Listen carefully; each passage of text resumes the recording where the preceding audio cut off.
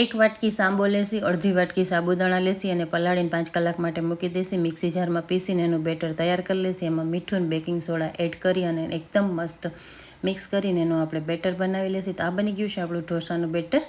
એને આપણે 1 કલાક માટે રેસ્ટ આપશી. પછી આપણે પેન સાફ કરી અને બેટર પાથરી અને બનાવી લેસી એકદમ મસ્ત ફરાળી ઢોસા. તો હા, આપણા છે ફરાળી ઢોસા.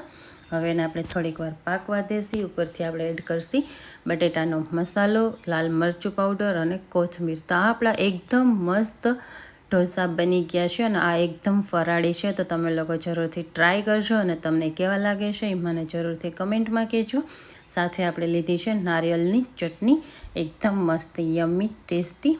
તો તમને કેવા લઈ ગઈ મને જરૂરથી કમેન્ટમાં કહેજો. આજે માયાએ બનાવ્યા છે. આ છે આપણો એકદમ મસ્ત ફરાળી મસાલા ઢોસા, યમ્મી ટેસ્ટી.